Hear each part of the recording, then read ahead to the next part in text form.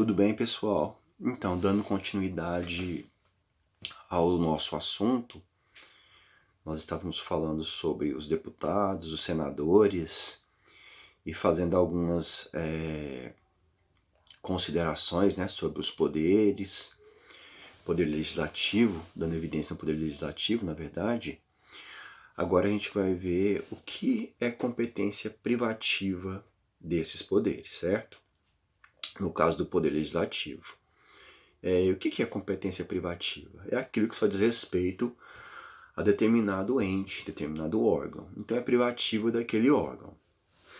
Então, começando a nossa fala, nós veremos aquilo que é competência da Câmara, dos deputados, aquilo que é competência do Senado, né? Nós veremos algumas questões relacionadas à organização dos congressistas. Que mais? Veremos também sobre prisão, sobre formas de testemunhar e incorporação dos parlamentares a forças armadas e até chegarmos à perda de mandato. Como que isso funciona, certo? E falaremos também um pouquinho sobre a licença. As licenças. No caso, a gente sabe que os parlamentares, em determinadas situações, eles gozam de licença. E quais são as condições para que eles gozem de licença? Então, se tratando da Câmara dos Deputados, o que é privativo da Câmara? Primeiro, o que é importante é quando um presidente da República, vice-presidente da República, ministro de Estado, quando eles são processados, primeiro tem que passar pela Câmara. A Câmara é quem controla a admissibilidade do processo, né? Nós já vimos isso, nós já inclusive vivenciamos isso com a presidente Dilma, né? Pelo processo que ela passou. Então, acho que eu até falei isso no vídeo passado, mas quando teve aquela transmissão ao vivo dos deputados, agradecendo a mãe, o Papai Noel e tal, eles estavam falando da admissibilidade do processo. Não sei se vocês lembram disso, mas aí era uma questão de admissibilidade. E como que isso tem que acontecer? Como tem que ser essa votação? Primeiro, 2/3 dos membros da Câmara, eles devem votar a favor para que o processo seja aprovado, né? Para que ele seja admitido, para que daí ele possa caminhar, certo? Temos outras questões também referentes a essas questões privativas da Câmara. Por exemplo, tomar conta do presidente da República, tomar conta das contas do presidente da República, né? Ou seja, fazer uma análise na qual o presidente ele apresenta as contas e a Câmara tem 60 dias para aprová-lo. Ou não, entendeu? Então cabe a eles. Eles têm esse poder para julgar essas contas do presidente da República, certo? E elas devem ser apresentadas. No caso, quando o presidente da República ele não apresenta, cabe à Câmara dos Deputados Federais solicitar. Eles vão atrás para solicitar, porque eles têm prazo para fazer isso. E parece que não, mas essas questões legais no âmbito da União, pelo menos no âmbito militar, elas são muito rigorosas. Caso não se cumpra, o servidor ele é penalizado por isso. Então por isso que tem que ter muito cuidado, certo? Mas nós sabemos que o que nós estamos falando aqui para vocês é aquilo que existe previsto constitucionalmente, né? Então a lei ela está aí para direcionar os atos da administração pública, certo? Então o que mais que é privativo da Câmara dos Deputados? A gente vai ver que são várias questões, do tipo elaborar o seu regimento interno, ela tem uma capacidade de auto-administração, de eleger membros do Conselho da Presidência da República, certo?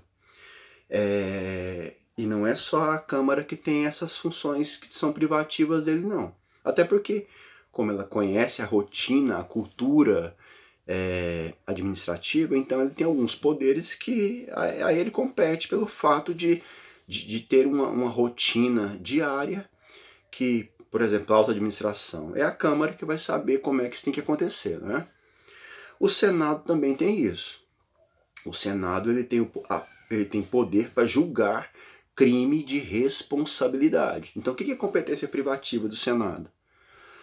Uma competência privativa do Senado é julgar crimes de responsabilidade. E como que isso é feito?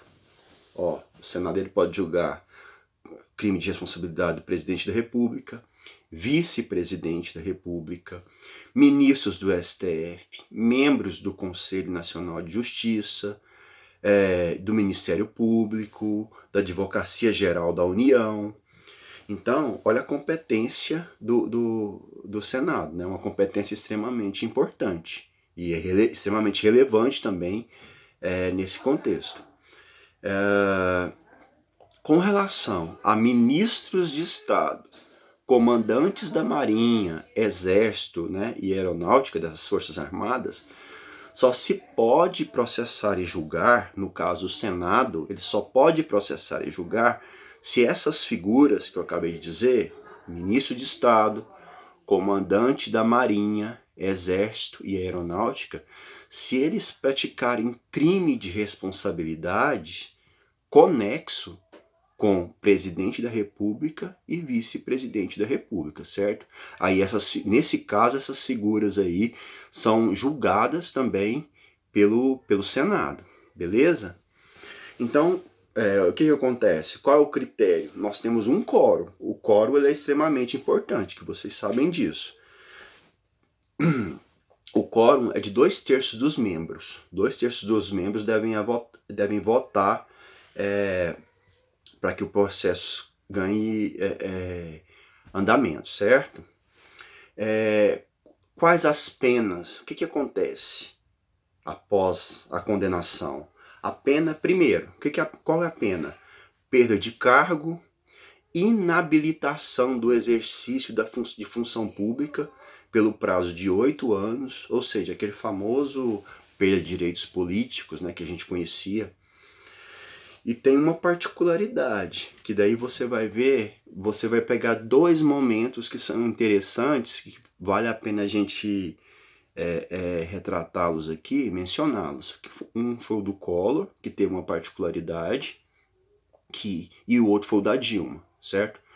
Por quê? Por que eu falo isso? Porque o Collor, ele teve o seu, apesar dele posteriormente ter se afastado da função, ele tentou articular para ele não perder os direitos políticos na época. Mas foi tarde. Quando ele tentou já havia sido tarde. Então ele perdeu, ele ficou 8 anos fora. No caso da Dilma, ela, engraçada, ela foi impeachmentada, certo? E ela não perdeu os direitos políticos. Engraçado, né? Mas por que eu falo que é engraçado? É porque após o julgamento do Collor, houve um entendimento. O entendimento ele foi mudado, certo? Quer dizer que as punições elas poderiam ser separadas. As punições poderiam ser separadas. Ou seja, a pessoa poderia, ela perdia o mandato, ficava fora de cenário e ficaria afastada 8 anos, certo? Antes a pena era única, uma única pena incumbia essas 2 punições. Mas depois do Collor, as penas poderiam ser aplicadas isoladamente. Então foi o que aconteceu com a Dilma. A Dilma, então, ela perdeu o mandato, mas ela, posteriormente, ela poderia se candidatar, como foi o caso. Ela foi candidata, certo? Isso é só para a gente entender que existem particularidades. Apesar de a gente, esses entendimentos eles são constantemente alterados, mudados, né? Que dá uma insegurança na gente, mas isso acontece, tá?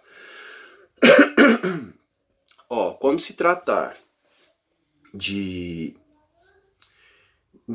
aquelas 3 funções que eu falei para vocês, de processar e julgar, só processar e julgar ministro de Estado, comandante da Marinha, Exército e Aeronáutica, compete ao Senado. Ao Senado não, compete ao Supremo Tribunal Federal.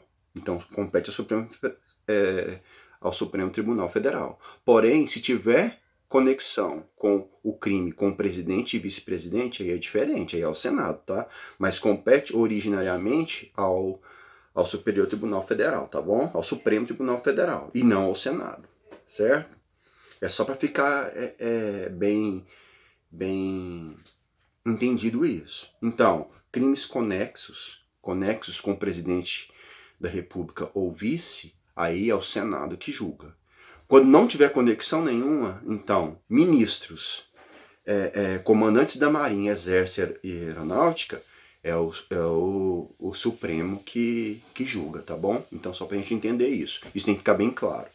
E compete ao Senado também. Nós já ouvimos falar sobre sabatina. Não sei se vocês já ouviram falar, mas sabatina. O que é sabatina? É quando algum ministro vai assumir uma função, por exemplo, o ministro do STF. Antes de ele assumir a função, ele vai para o Senado para ele ser sabatinado. E como que funciona essa sabatina?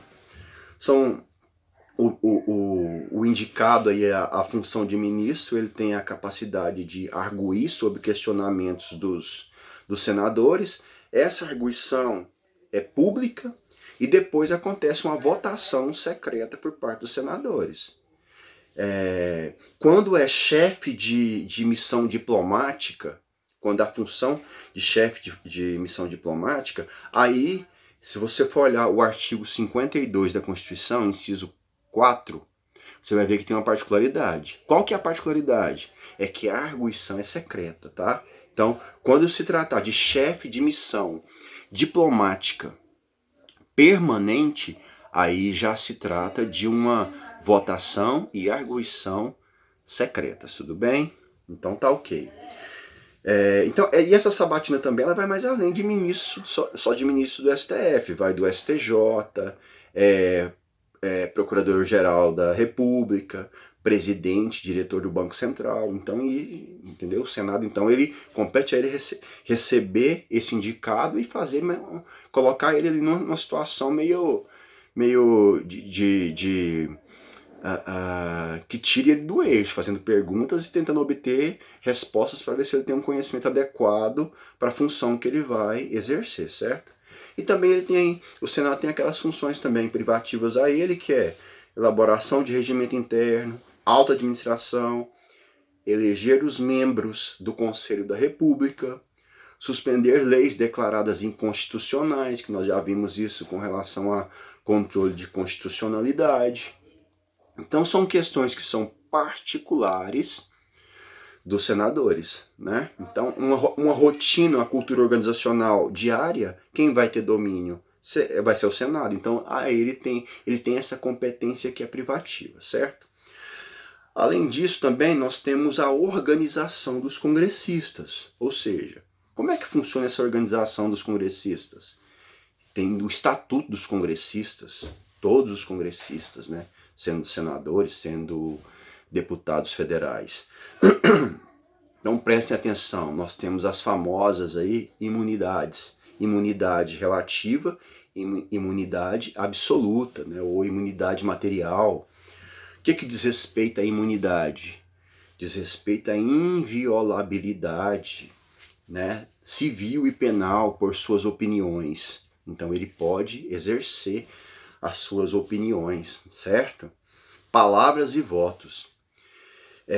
E essa prerrogativa ela é estendida até fora do espaço de atuação dele, fora do Congresso.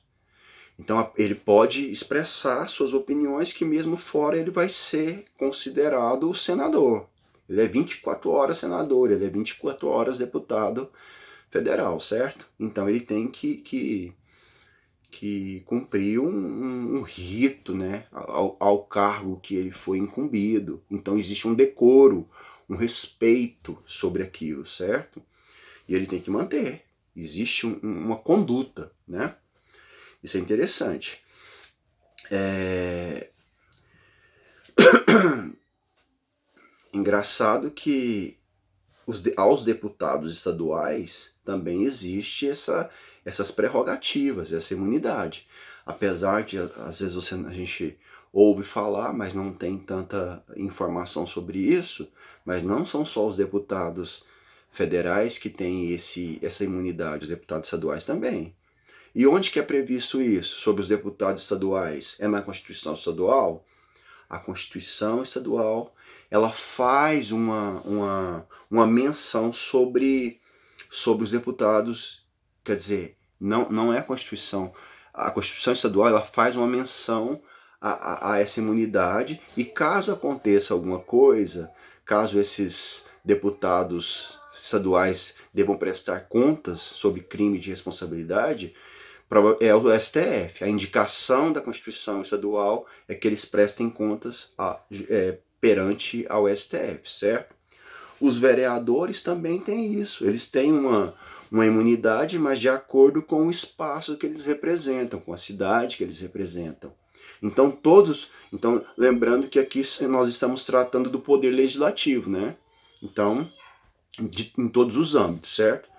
É importante deixar isso claro. E quando que essa imunidade, a partir de que momento que essa imunidade acontece? É interessante. Mas é por quê? Como? Aconteceu a eleição, a pessoa já está imune? Não, não é bem assim. Não é bem assim. Geralmente as eleições, geralmente, tá? Esse ano é atípico, mas geralmente as eleições são em outubro. Acontece em dezembro a diplomação. E em fevereiro ocorre a posse. Quando que essa imunidade absoluta, lembrando, absoluta, acontece? Ela acontece após a posse do membro do Poder Legislativo, tá? E a imunidade relativa, que também ela cabe a uma atenção, né? A imunidade relativa, ela diz respeito a uma coisa bastante importante, que falando sobre o foro privilegiado. Quando você fala de foro, o que você quer dizer quando você fala de foro? Trata de foro privilegiado. Primeiro, foro é o local que vai onde o indivíduo vai ser julgado. Quando você abre uma empresa e coloca lá no Estatuto Social da empresa, o foro, você está colocando, por exemplo, a cidade de Pires do Rio como foro. É que as questões que forem referentes àquela empresa serão julgadas, serão analisadas no município de Pires do Rio. Vamos pensar assim, certo? Então, o que o foro significa nesse sentido? O foro aqui, de acordo com a prerrogativa desses membros do Legislativo, o foro é o STF, certo? Então, o STF decidiu que não abrange qualquer processo. É qualquer processo? Não. O STF ele já decidiu, peraí, qualquer coisa que o cidadão faz é de competência nossa para processar, julgar? Não, não é bem assim. Calma. Tem que ser devagar. Então, o STF ele vai julgar questões relacionadas à função. Vamos supor, se acontecer alguma questão relacionada à função do indivíduo, crime de responsabilidade, questão de decoro, aí sim o STF compete ao STF, certo? Agora, um outro crime qualquer, o STF ele já saiu fora. Aí ele não interessa, certo? É a outra justiça, é outro tribunal, então é importante que isso fique claro, certo? E quando encerra o mandato, o que acontece? O deputado está respondendo um processo, mas encerrou o mandato dele. O que acontece? Desce para outra instância, né? Não, não é bem assim. Então, quando o processo já está em andamento, então ele vai iniciar e concluir o processo no Tribunal Superior, certo? Então, se iniciar no STF, ele vai continuar no STF até findar o mandato. Quer dizer, até findar o processo. Os deputados estaduais, você vê a mesma questão. Com relação aos foros, aquela hora eu não havia falado do artigo, mas é no artigo 27 da Constituição Federal, certo? O artigo 27 ele resguarda essa questão do deputado estadual também ter um foro privilegiado, ter as imunidades. E de acordo com o que nós estamos analisando aqui, vocês já ouviram falar de suspensão do processo? Ocorre suspensão do processo. Como que é isso? Professor, explica pra gente. Por exemplo, o processo, após a diplomação, o membro do legislativo ele pode ser processado, certo? E ele já é entendido como um membro do legislativo, então ele já tem uma situação diferenciada. Ele já tem a imunidade, vamos dizer assim, a imunidade, as regalias que dizem respeito ao cargo, à função que ele dispõe, certo? Então, vocês já ouviram falar que o processo foi suspenso? Às vezes chega na Câmara e se por acaso um deputado for processado, mas se algum partido político se manifestar contrário ao processo, ele pedir suspensão, esse processo ele é suspenso. Ele é suspenso. E aí o que acontece? Ele é suspenso temporariamente e a respectiva casa, tem um prazo de 45 dias para responder sobre a suspensão ou não do processo. Aí o processo é suspenso, certo? Mas quando o processo é suspenso, suspende-se também o prazo prescricional. Então, peraí, o processo está correndo, ele para. O prazo prescricional, ele para também. Ele não segue, entenderam? Então isso é bem interessante também de saber, porque isso pode trazer alguma confusão. Na suspensão do processo, suspende-se também o prazo prescricional, certo? Bem bacana de saber isso. E prisão? Prisão é um tema interessante, que a gente às vezes fica com vontade de ver alguém preso, né? Ainda mais quando se trata de algumas categorias que nós conhecemos. Mas quando se trata de prisão, vocês sabem que deputados e senadores, acontece a prisão só a partir da diplomação. Eles não poderão ser presos salvo por crimes inafiançáveis, certo? Por crimes inafiançáveis, aí você considera, pode ser preso. Ao contrário, não. Tipo, crime hediondo, tráfico de drogas, terrorismo, tortura, algum ato contra a ordem constitucional, né? Racismo, etc. Tem vários crimes aí que, nesse caso, eles podem ser presos, tá bom? E é interessante. Quando um cidadão comum é preso, o juiz ele deve ser comunicado, certo? Na hipótese do ato de prisão, o ato de prisão deve ser comunicado até 24 horas, né? Não é isso? E quando se trata de um membro legislativo, a casa tem que ser comunicada também. Ela tem que saber que ele foi preso, que aconteceu alguma coisa, certo? Então é importante que a gente fique ciente sobre isso. E com relação a testemunhar sobre algo, o membro legislativo, o parlamentar, ele não tem a obrigação de testemunhar. Acho que eu falei isso também num vídeo passado. Mas ele não tem obrigação. O cidadão comum tem, tá? Então só reforçando. Incorporação nas Forças Armadas. O que é incorporação nas Forças Armadas? Vai acontecer uma guerra. E aí, por exemplo, todos são convocados para participar dessa guerra. Como é que fica a questão do parlamentar? Ele tem que ir ou não? Só se a casa permitir, certo? Só se a casa qual ele represente permitir. Aí ele tem que ir. Com relação à perda de mandato, pode perder o mandato? Pode, lógico, a gente sabe disso. Tem gente que perde mandato. Tem duas formas, a perda de mandato obrigatório e a perda de mandato facultativo. Como que acontece? A obrigatória, a gente sabe que ela será decidida pela respectiva mesa da casa, porque a gente sabe que toda casa tem uma mesa que articula determinados assuntos, certo? Então ela será decidida por essa mesa, que é o órgão colegiado que preside a casa. A mesa é o órgão colegiado que preside a casa. E oportuniza também, nesse caso de prisão, é oportunizado ao deputado, ao senador, o contraditório. Ele tem pleno plenas oportunidades de apresentar provas comprovando sua inocência. Quais são as condições que podem acontecer isso, essa perda de mandato? Quando ele faltar 1/3 das sessões legislativas ordinárias, tá? Sessões ordinárias. Lembrando que as ordinárias são aquelas do dia a dia comum. As extraordinárias são aquelas que acontecem durante períodos de férias, julho, janeiro, quando ele tem, aí não tem um critério assim. Muito pelo contrário, ele recebe por aquilo, né? E muito bem. Agora, a perda de 1/3 de sessões ordinárias, ela pode comprometer o mandato do parlamentar, certo? Por decretação da Justiça Eleitoral, quando acontecer a impugnação de mandato eletivo, então isso aí também é um fato que faz perder obrigatoriamente, ou por perda de seus direitos políticos, certo? Já quando se tratar da perda facultativa,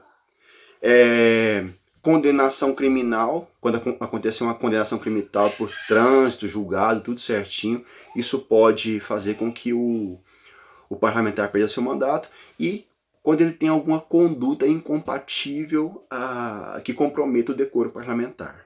Ele pode perder o mandato também, entenderam? O processo de perda de mandato, ele também ele é demorado, a gente sabe disso. Não é um processo simples, ele é bem moroso.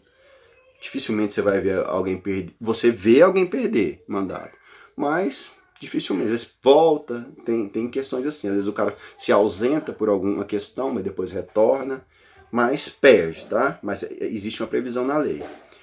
Com relação a licenças, o servidor público, vocês sabem que todo servidor público tem direito à licença. No caso do parlamentar, ela ocorre em algumas situações, do tipo, ele vai assumir uma outra função pública, tipo um ministro de Estado, ele vai ser governador de um território, um governador de Estado.